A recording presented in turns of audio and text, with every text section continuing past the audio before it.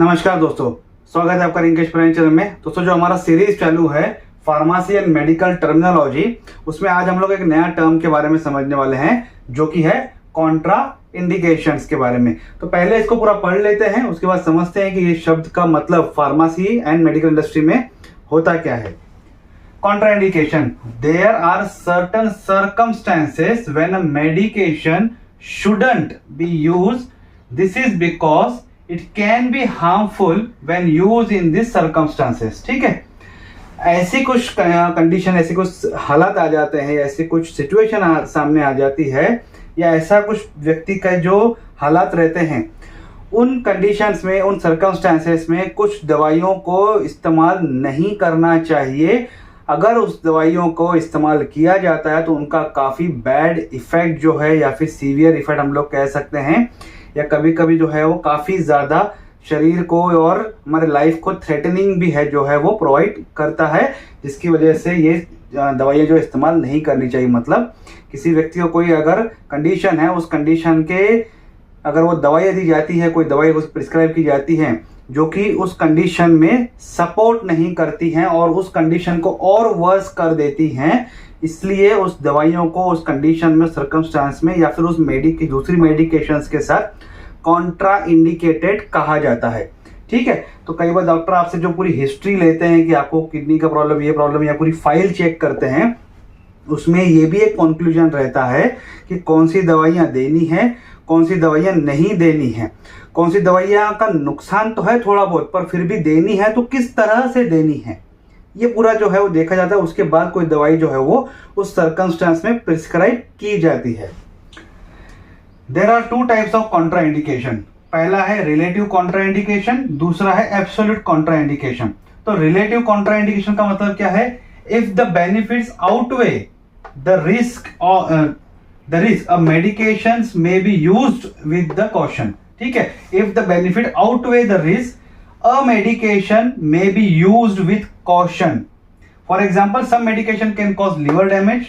A specialist may decide to use it with caution for someone with pre-existing liver damage. जैसे मैंने अभी आपसे कहा कि कुछ दवाइयाँ देना पड़ता है पता होने के बाद भी कि इसका थोड़ा सा नुकसान जो है वो उस सर्कमस्टेंस पे हो सकता है, पर फिर भी प्रिस्क्राइब की जाती है पूरी सावधानी के साथ, पूरे डोजेज और पूरे केयरिंग के साथ। ठीक है, उस कंडीशन को कहा जाता है रिलेटिव कॉन्ट्रा इंडिकेशन। मतलब दवाइयाँ प्रिस्क्राइब करना जरूरी है, चाहे वो थोड़ा नुकसान ही पहुंचा रही है, पर बैलेंस वे से देना जरूरी है। इससे कहा जाए रिलेटिव कॉन्ट्रा इंडिकेशन। जैसे कि एक उदाहरण दिया गया है कि अगर किसी को लीवर डैमेज का तकलीफ है, लीवर की अगर प्रॉब्लम है, तो स्पेशलिस्ट क्या करते हैं, ध्यान से उस दवाई को जो है वो प्रिस्क्राइब करते हैं, ये जानते हुए कि भी इस सर्कमस्टेंस में मतलब वो लीवर को डैमेज और बढ़ा सकती है, पर उसका जो इस्तेमाल है वो इस तरीके से किया जाए कि वो ज़्यादा जो एक बैलेंस है वो बैलेंस ना बिगड़ पाए, तो कॉशन से, समझदारी से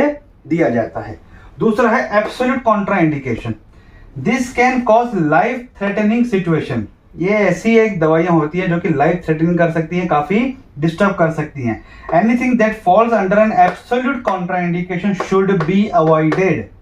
for example, certain medications are contraindicated during pregnancy because they can harm an unborn baby.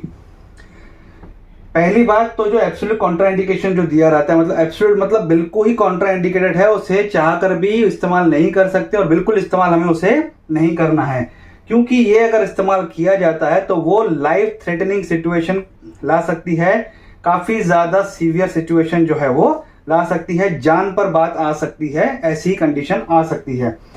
जो कि कॉन्ट्राइंडिकेशन के, एब्सोल्यूट कॉन्ट्राइंडिकेशन के कैटेगरी में दवाइयाँ आती हैं, उसे बिल्कुल भी अवॉइड करना चाहिए, बिल्कुल इस्तेमाल नहीं करना चाहिए, और डॉक्टर वही चीज़ आपकी हिस्ट्री में चेक करते हैं, उसके बाद कोई दवाई देते हैं। इसीलिए मैं हमेशा कहता हूं कि ट्रीटमेंट और मेडिकेशंस आप डॉक्टर के प्रिस्क्रिप्शन के बाद ही लें, क्योंकि अगर आपको कोई दूसरी तकलीफ है और किसी फ्रेंड ने या ऐसे अनक्वालिफाइड बंदे ने आपको रिकमेंड किया है कि हाँ मुझे भी ये था तो मैंने ये दवाई ले ली तो मुझे ठीक हो गया, आप भी चले गए उसी डायरेक्शन में, तो वो आपके लिए नुकसानदायक हो सकता है, क्योंकि हर इंसान का खान पान, रहन, लाइफस्टाइल, हर चीज़ अलग रहती है।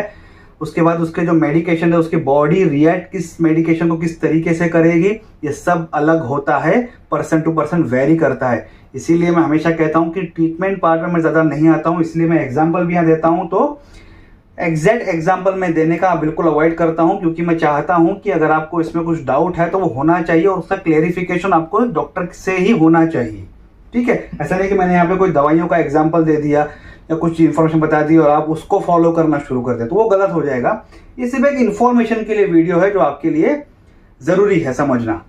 बाकी जो डॉक्टर आपको रिकमेंड कर रहे हैं वही तरीका है ट्रीटमेंट लेने का।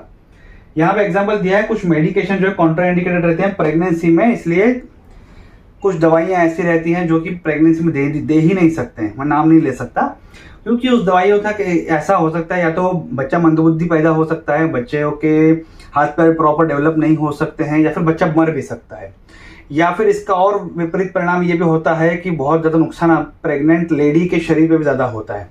तो ऐसी कई दवाइयाँ हैं, आपने कुछ वीडियोस में भी कभी देखा होगा कि फलाना दवाई यूज़ करने के लिए वो उनके जो हाथ और पैर उगना ही शुरू हो गए, जो लिम्ब है वो पैदा ही नहीं हुए।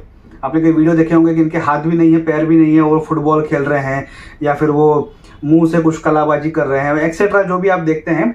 तो उनके हाथ और पैर उगते क्यों नहीं है? क्योंकि कुछ ऐसी दवाइयाँ हैं जो कि नहीं देना है प्रेगनेंसी के दौरान। अगर वो दी जाती हैं बाय डिफॉल्ट या फिर जानबूझ के या फिर किसी को नॉलेज ना होने की वजह से, तो ऐसा नुकसान फीटस के ऊपर होता है और कभी कभी वो बच्चा मर भी सकता है। तो ये एक सिंपल इंफॉर्मेशन थी जो कि फार्मेसी मेडिकल टर्मिनोलॉजी में इस्तेमाल होती है, जिसे हम लोग सिंपल भाषा में कहते हैं कॉन्ट्रा इंडिकेशन।